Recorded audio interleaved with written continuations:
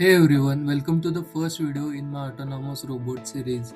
In this series, I will building a small robot completely from scratch, and the goal is to make it capable of driving autonomously from point A to point B.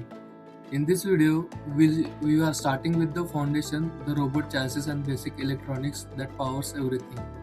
In the upcoming videos, we will upgrade the robot step by step with sensors, AI, ROS2 and full autonomy.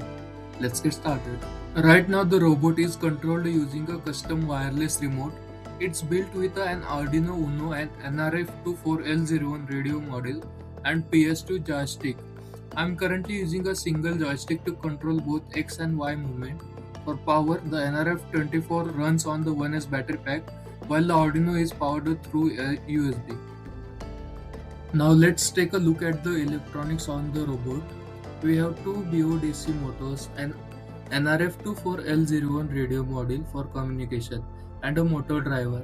The brain of the robot is STM32 BlackPill.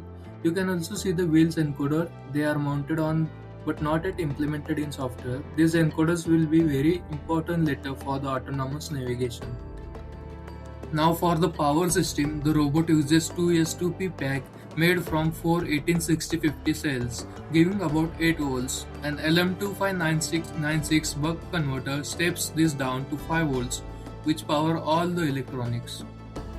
This is the ESP32 camera model, which will be added next. In next video, I will be adding a VL53L0X laser distance sensor, mounting it on 180 rotating servo, starting integration with ROS2, moving toward AI and deep learning based autonomous driving, and maybe even adding a robotic arm. If you enjoy robotics and autonomous systems, subscribe and follow the build series. See you in the next video.